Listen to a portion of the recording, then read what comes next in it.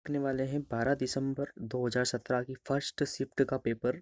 तो चलिए हम फटाफट स्टार्ट कर देते हैं। चैनल पर पहली बार आए तो चैनल को सब्सक्राइब कर दीजिए, लाइक कर दीजिए, दोस्तों में शेयर कर दीजिए। आज का हमारा क्वेश्चन है, सिमलीपाल टाइगर रिजर्व किस राज्य में है। जो सिमलीपाल टाइगर रिजर्व है ये जो है ओडिशा में स्थित है। अगला हमारा क्वेश्चन है, मानव मस्तिष्क की मध्य रेखा यानी कि जो बीच वाला हिस्सा होता है जिसको प्रमस्तिष्क गोलार्ध के जो मध्य के हिस्सा होता है में कौन सी ग्रंथि पाई जाती है। तो इसमें पिनियल ग्रंथि पाई जाती है। दोस्तों ये क्वेश्चन से रिपीट हो सकता है इस बार। अगला क्वेश्चन है हमारा, कौन से ऐसे प्रथम प्रधानमंत्री हैं जिन्होंने दो अलग अलग निर्वाचन क्षेत्रों में चुनाव लड़े और दोनों जीते थे। तो ये 2017 के परिप्रेक्ष्य में पूछ रहा है। तो उस टाइम पे थे नरेंद्र मोदी, है ना। जब से अभी तक कोई प्रधानमंत्री आए भी नहीं दूसरे। अगला हमारा क्वेश्चन है, विश्व मधुमेह दिवस प्रत्येक वर्ष को मनाया जाता है। तो विश्व मधुमेह दिवस है ये कब मनाया जाता है। तो ये मनाया जाता है सर 14 नवंबर को। अगला हमारा क्वेश्चन है, भारत सरकार अधिनियम 1909 को के रूप में माना जाता है। तो ये किसके रूप में जाना जाता है। तो मिंटो मार्ले जो सुधार था उसके द्वारा 1919 को भारत सरकार अधिनियम 1900 को मार्ले मिंटो सुधार के रूप में जाना जाता है। अगला हमारा क्वेश्चन है, सितंबर 2017 में भारतीय वरिष्ठ पुरुष हॉकी टीम के मुख्य कोच के रूप में किसे नियुक्त किया गया। तो ये 2017 का पूछा जा रहा है तो इसे अपडेट करना पड़ेगा। तो यहाँ पर उस टाइम का है सोर्ड मारेन। अगला हमारा क्वेश्चन है, पहली पंचवर्षीय योजना कब प्रभाव में आई थी। जो पहली पंचवर्षीय योजना ये क्वेश्चन पूछा जाएगा। पहली पंचवर्षीय योजना कब प्रभाव में आई थी। तो ये 1951 में प्रभाव में आई थी। अगला हमारा क्वेश्चन है, भारत के किस राज्य में राष्ट्रीय राजमार्गों का सबसे लंबा नेटवर्क है। राष्ट्रीय राजमार्गों का सबसे लंबा नेटवर्क किस राज्य में है। तो ये है उत्तर प्रदेश। उत्तर प्रदेश के मुख्यमंत्री आप सभी जानते हैं, आदित्यनाथ, योगी आदित्यनाथ। अगला हमारा क्वेश्चन है, भारत में आ रही प्रस्तावित बुलेट ट्रेन द्वारा तय की गई दूरी कितनी है। तो जो भारत में जो प्रस्तावित थी बुलेट ट्रेन वो आ चुकी है और उसकी जो दूरी की जो तय थी वो 508 किलोमीटर। अगला हमारा क्वेश्चन, 2016 में 8वां ब्रिक्स शिखर सम्मेलन में आयोजित हुआ था। 2016 था उसमें जो 8वां ब्रिक्स शिखर सम्मेलन था वो गोवा में स्थापित हुआ था। अगला कौन सा हमारा क्वेश्चन है, वर्ष 2011 की जनगणना के अनुसार मध्य प्रदेश का सबसे ज़्यादा आबादी वाला जिला कौन सा है। तो सबसे आबादी वाला जिला है इंदौर दोस्तों। ठीक है। अगला हमारा क्वेश्चन है, जबलपुर में स्थित महत्वपूर्ण किला है। जबलपुर में कौन सा, मदन महल किला जो है ये महत्वपूर्ण है जबलपुर में, मदन महल किला। अगला हमारा क्वेश्चन है, महेश्वर नदी के किनारे पर स्थित है। महेश्वर नदी की किसके किनारे पर है। तो महेश्वर नदी के किनारे किसके किनारे, नर्मदा नदी के किनारे है महेश्वर। ठीक है। अगला हमारा क्वेश्चन है, गुना में मल्हारगढ़ जिले में स्थित बावड़ी स्टेप वेल का नाम बताएं। तो ये है दोयाला बावड़ी। अगला हमारा क्वेश्चन है, दमोह जिले में कुंडलपुर तीर्थ यात्रा केंद्र किस विशेष धार्मिक संप्रदाय के लिए है। ये दमोह जिले में जो कुंडलपुर तीर्थ क्षेत्र है ये किसके लिए प्रसिद्ध है। तो जैन धर्म के लिए प्रसिद्ध है। अगला हमारा क्वेश्चन है, दूधधारा और दुग्धधारा दुर्गाधारा जलप्रपात कहाँ स्थित है। तो दुग्धधारा और दुर्गाधारा जो जलप्रपात है ये अनूपपुर में स्थित है ना। और अमरकंटक भी यहीं से जो नदी है नर्मदा नदी वो अमरकंटक की पहाड़ी से अनूपपुर में से निकली है। अगला हमारा क्वेश्चन देखेंगे, भारत छोड़ो आंदोलन कहाँ से आरंभ हुआ। तो भारत छोड़ो जो आंदोलन है ये मुंबई से आरंभ हुआ था। ये क्वेश्चन कई बार रिपीट हो चुका है। अगला हमारा क्वेश्चन है, भारत में रहने वाले दलाई लामा किस चीनी प्रांत के निर्वासित नेता थे। तो ये जो भारत में रहने वाले जो दलाई लामा है वो किस चीनी प्रांत के निर्वाचित नेता है। तो वो थे तिब्बत के दोस्तों। अगला हमारा क्वेश्चन है, 2017 में संसद द्वारा पारित अखिल भारतीय कर का क्या नाम है। तो भारतीय कर का है जीएसटी। ठीक है, जीएसटी नाम है। अगला हमारा क्वेश्चन है यहाँ पर, निम्न जिले में कौन सा नर्मदापुरम संभाग का नहीं है। तो नर्मदापुरम संभाग मध्य प्रदेश के परिप्रेक्ष्य में पूछा गया क्वेश्चन है, किस कौन सा संभाग नहीं है। तो नर्मदापुरम संभाग में होशंगाबाद, बैतूल और हरदा आता है, जबकि सीहोर इसमें नहीं आता है। सीहोर भोपाल जिले का एक हिस्सा है। अगला हमारा क्वेश्चन है, जो अब हमारे गणित के क्वेश्चन से है। तो गणित क्वेश्चन हम अभी यहाँ पर स्किप करेंगे क्योंकि इसमें बहुत टाइम लगेगा यहाँ पर ये सॉल्व करने में। गणित के लिए हम अलग वीडियो जो है वहाँ पर पढ़ेंगे, अलग वीडियो जो बनाएंगे वहाँ पर। ठीक है। तो यहाँ पर आ रहा है हमारा अगला क्वेश्चन हिंदी का क्वेश्चन पहला देखेंगे हम, व्याकरण के नियमों में बंधे वाक्य में प्रयुक्त शब्द कहलाता है। जो व्याकरण के नियमों में बंधे वाक्य में प्रयुक्त शब्द क्या कहलाता है। तो वो पद कहलाता है। अगला हमारा क्वेश्चन है, तद्भव शब्द का अर्थ है, तद्भव यानी उससे उत्पन्न, तद्भव का मतलब होता है उससे उत्पन्न। अगला हमारा क्वेश्चन है, दो भिन्न भाषाओं के शब्दों को मिलाकर बनाए गए शब्द है। दो भिन्न भाषाओं के शब्दों को मिलाकर बनाए गए शब्द क्या संकर शब्द कहलाते हैं। अगला हमारा क्वेश्चन देखेंगे, निपुण का अर्थ छांटिए। निपुण का अर्थ क्या था, कुशल। निपुण यानी कि किसी काम में निपुण है वो, तो वो क्या होता है, कुशल कहलाता है उसका, है ना, अर्थ होता है कुशल। अगला हमारा क्वेश्चन है आना जाना इनमें निम्न में से कौन सा उदाहरण है? तो ये विपरीतार्थ युग्म है। आना यानी कि आना और उसका विपरीत क्या होता है? जाना होता है, तो विपरीतार्थक युग्म है, आप सभी जानते हैं ये चीजें। तो अगला हमारा क्वेश्चन राजा का पर्यायवाची निम्न में से कौन था? तो राजा को क्या बोलते हैं? भूप। ठीक है, राजा का भूप हो जाएगा इसका पर्यायवाची। विलोम नहीं पूछा दोस्तों, पर्यायवाची पूछा, याद रखना। ठीक है, तो राजा का भूप एक पर्यायवाची शब्द है। विष्णु का उपासक के लिए शब्द निम्न में से कौन सा है? तो विष्णु के वैष्णव, विष्णु के जो उपासक होते हैं उन्हें क्या कहा जाता है? उन्हें वैष्णव कहा जाता है और वैष्णव धर्म कहा जाता है। ठीक है, अगला हमारा क्वेश्चन है अन्वय का संधि विच्छेद निम्न में से कौन सा? तो अनु प्लस आई होगा इसका, अनु आई, अनुअय है ना, तो अनु प्लस आई होगा इसका। अगला हमारा क्वेश्चन है विस्तृत का विलोम शब्द निम्न में से कौन सा? तो विस्तृत का संक्षिप्त होता है, विस्तृत यानी बहुत बड़ा, संक्षिप्त यानी बहुत छोटा। विलोम पूछा गया यहाँ पर, उसका उल्टा पूछा गया।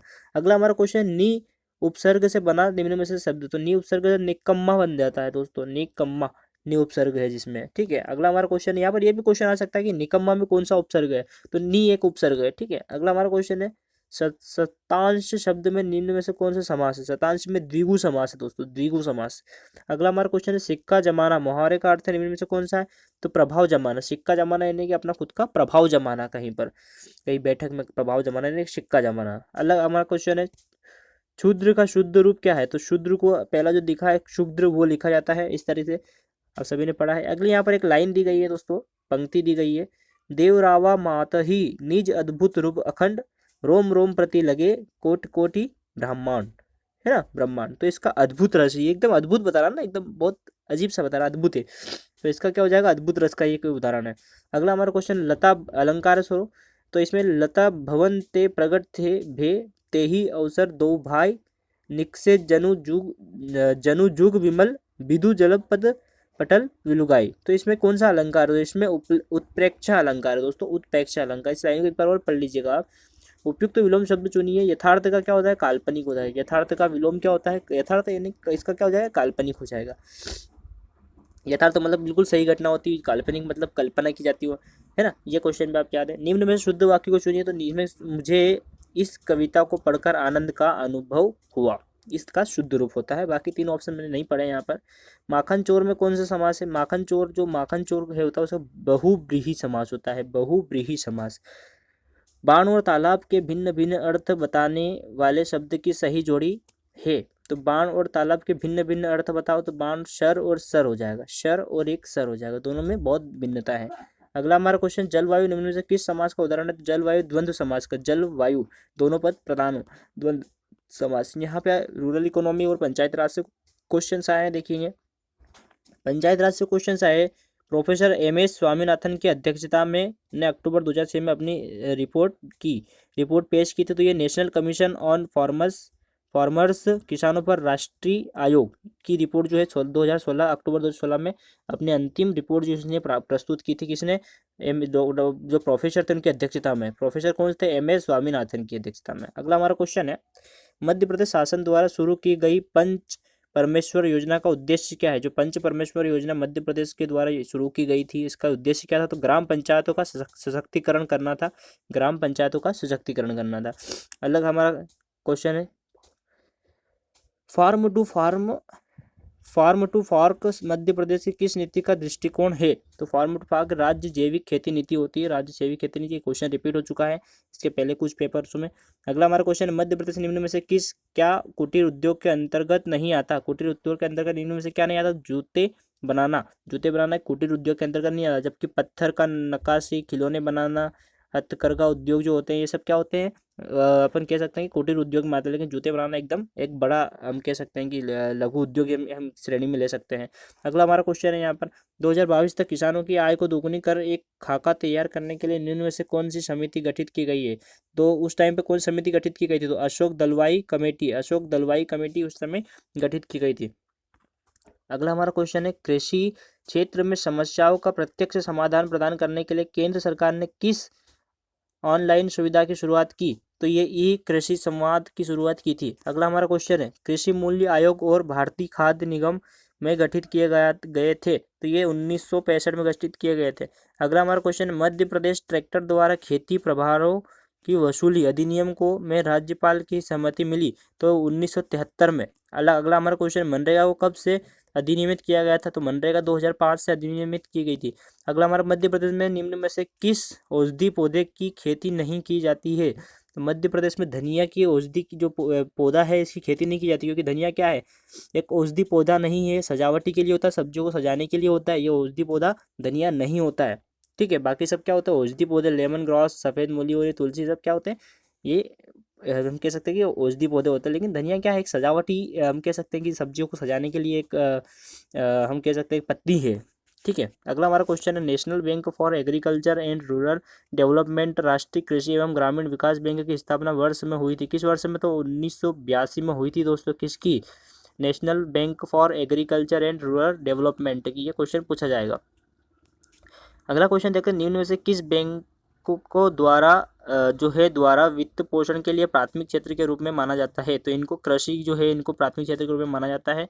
अगला हमारा क्वेश्चन है, ग्रामीण आवास योजना के अंतर्गत ग्रामीण कार्यकर्ताओं को के द्वारा प्रशिक्षण और प्रमाणित किया जाता है। तो ये जो कार्यकर्ता होते हैं उनको किसके द्वारा? राष्ट्रीय कौशल विकास निगम के द्वारा इनको प्रशिक्षण दिया जाता है और उनको प्रमाणित किया जाता है। ठीक है, अगला हमारा क्वेश्चन, मध्य प्रदेश में पीपीपी मॉडल पर पहले राज्य के अत्याधुनिक रसद और कृषि व्यवसाय केंद्र की स्थापना में की गई है? तो ये है होशंगाबाद में स्थापित, मध्य प्रदेश के होशंगाबाद में पीपीपी मॉडल किया गया है, जो है ना।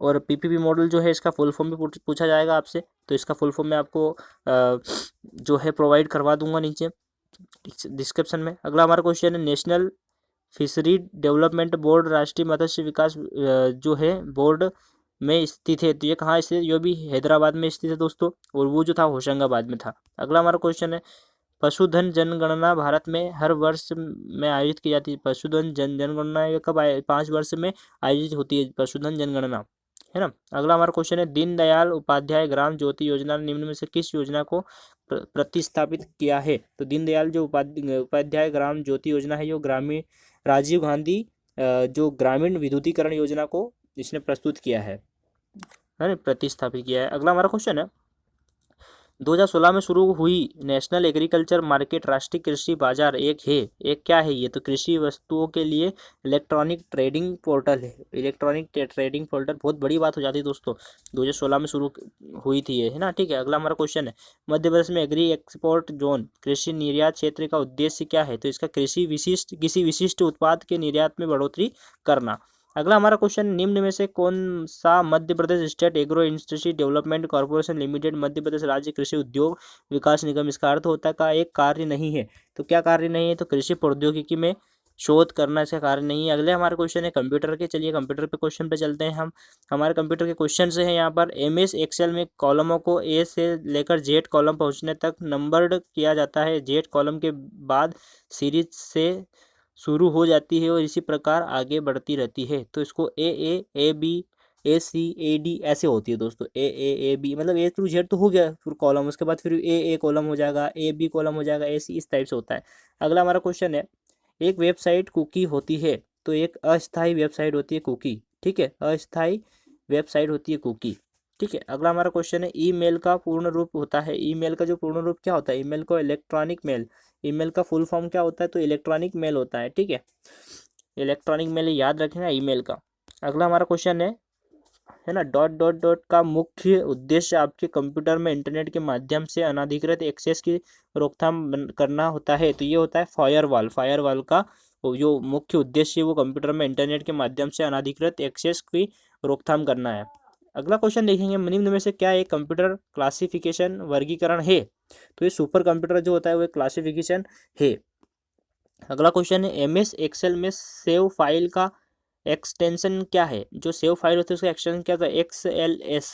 ठीक है, XLS होता है। अगला हमारा क्वेश्चन है, MS वर्ड 2007 में हम कैरेक्टर्स को निम्नलिखित मैनर में किस प्रकार से सेट कर सकते हैं? तो ये हम कर सकते हैं स्ट्राइक जो के रूप में फॉनल को सेट करके, जो फॉन्ट होते हैं उसको सेट करके हम कर सकते हैं। अगला हमारा क्वेश्चन है ना, प्राप्त मेल को किसी दूसरे व्यक्ति को भेजने के लिए, जो प्राप्त मेल होता है उसे किसी दूसरे व्यक्ति को भेजने के लिए आपको उसी मेल को करना पड़ेगा। क्या करना पड़ेगा? तो फॉरवर्ड करते हैं, जैसे मैसेज फॉरवर्ड करते हैं वैसे ईमेल फॉरवर्ड करना होता है। अगला हमारा क्वेश्चन है 1 मेगाबाइट के बराबर कितने बाइट होते हैं। ये क्वेश्चन भी रिपीट हो चुका है, पहले भी आ चुका है। तो 1 मेगाबाइट यानी कि कितना होता है? 20 की पावर 12 10 बाइट होता है। 2 की पावर 20 बाइट होता है। 2 की पावर 20 बाइट किसके बराबर होता है? मेगाबाइट के बराबर। 1 मेगाबाइट के बराबर कितने बाइट होते हैं? तो 22 की जो पावर 20 बाइट होता है। अगला हमारा क्वेश्चन है किस प्रकार MS एक्सेल में सेल के निर्धारित सेट में नंबरों की गणना की जाती है, जो जिनके लिए व्यंजक है ना, जिसको एक्सप्रेशन का इस्तेमाल किया जाता है। तो ये फार्मूला जो होता है उसका इस्तेमाल किया जाता है। अगला हमारा क्वेश्चन है MS वर्ड डॉक्यूमेंट 2007 में निम्न में से कौन सी शॉर्टकट की डॉक्यूमेंट में से किसी भाग को कॉपी करने के लिए प्रयुक्त होती है। तो कॉपी करना यानी कि CTRL+C कर देते हैं तो कॉपी हो जाता है। अगला हमारा क्वेश्चन है MS वर्ड में किसी ऑपरेशन को एंडू करने के लिए निम्न में से शॉर्टकट कुंजी का उपयोग किया जाता है। तो एंडू जो होता है उसको करने के लिए क्या होता है? CTRL+Z दबाते हैं तो वो हो जाती है। अगला हमारा क्वेश्चन है एक वर्ड प्रोसेसर का सर्वश्रेष्ठ रूप में उपयोग निम्न में से किया जाता है। तो इसका स्टोरी टाइप करने के लिए किया जाता है। एक वर्ड प्रोसेसर का उपयोग स्टोरी टाइप करने के लिए किया जाता है। एक अगला क्वेश्चन है एक कंप्यूटर में मात्र एक ही प्रोसेसर होता है जिसमें निम्न नाम से जाना जाता है। तो यूनी प्रोसेसर कहा जाता है। कंप्यूटर में मात्र एक ही प्रोसेसर होता है जिसे यूनी प्रोसेसर कहा जाता है। अगला हमारा क्वेश्चन है एक स्टैंडर्ड कीबोर्ड में कितनी CTRL की उपलब्धता होती है। तो इसमें 2 CTRL की होती है दोस्तों। एक कीबोर्ड में सिर्फ 2 CTRL की जो हम कह सकते हैं कि कुंजी उपलब्ध होती है। अगला हमारा क्वेश्चन निम्न में से किस कुंजी का इस्तेमाल एक वर्ड या लाइन को डिलीट करने के लिए किया जाए। तो बैक स्पेस को अपन दबा देते तो पूरी लाइन क्या हो जाती है? डिलीट हो जाती है, वहाँ से हट जाती है। अगला जिस तरीके से मोबाइल में हम क्रॉस का इस्तेमाल करते हैं वैसे ही। अगला हमारा क्वेश्चन है कंप्यूटर के 4 प्रमुख कार्यों का निम्न में से कौन सा क्रम सही है। तो इसका काम क्या होता है? कंप्यूटर के 4 कार्यों में से देखो पहले इनपुट होता है, फिर प्रोसेस करता है, फिर उसको आउटपुट करता है, फिर उसको स्टोरेज करता है। यानी कि आपने कोई इनपुट दिया है ना, तो पहले तो इनपुट लेगा, फिर उसको प्रोसेस करेगा, फिर उसको सर्च करेगा, उसके बाद उसका आउटपुट आपको देगा कि आपको रिजल्ट पता चलेगा, और उसके बाद उसका वो स्टोरेज भी करके रख लेता है। अगला हमारा क्वेश्चन है TXT टेक्स्ट जो है टेक्स्ट एक्सटेंशन सामान्यतः रूप से किस प्रकार की फाइल को संदर्भित करता है। तो ये है टेक्स्ट फाइल को TXT जो होता है वो टेक्स्ट फाइल को संदर्भित करता है। अगला हमारा क्वेश्चन है निम्न में से कौन से एक इनपुट डिवाइस नहीं है। इनपुट डिवाइस और आउटपुट डिवाइस आप लोग अच्छे से पढ़ के जाइएगा, एग्जाम में ये पूछी जा रही है, कई बार क्वेश्चन रिपीट हो चुके। तो निम्न में से कौन से इनपुट डिवाइस नहीं है। देखिए इनपुट कौन कौन से है ना, तो OCR है, कीबोर्ड है, और MICR जो है ये इनपुट है, लेकिन मॉनिटर क्या होता है? एक आउटपुट डिवाइस होता है। अगला हमारा क्वेश्चन है लास्ट क्वेश्चन है दोस्तों। चैनल को सब्सक्राइब कर दिए, लाइक कर दिए, शेयर कर दीजिए यार। डेली ऐसे ही वीडियो पाने के लिए बहुत सारी ट्रिक्स मैं भी इसमें ला रहा हूँ चैनल पर। बहुत सारे हम पटवारी की जो तैयारी है उसको भी हम अभी स्टार्ट करने वाले हैं। तो चैनल को सब्सक्राइब करके रखिए और बेल आइकन को प्रेस करके रखिए ताकि नोटिफिकेशन भी आपको पहुँचते रहे और जो आपकी तैयारी है वो अच्छे से होती रहेगी, सफलता पाए, आपका सिलेक्शन हो, यही हमारी उम्मीदें हैं। अगला हमारा देखिए लास्ट क्वेश्चन है इंटरनेट एक क्या है? नेटवर्क, और नेटवर्क्स का नेटवर्क है। नेटवर्क बहुत सारे नेटवर्क का एक नेटवर्क्स है, ठीक है। तो ये क्या है? इंटरनेट है। थैंक यू सो मच, मिलते हैं कल एक अलग वीडियो में।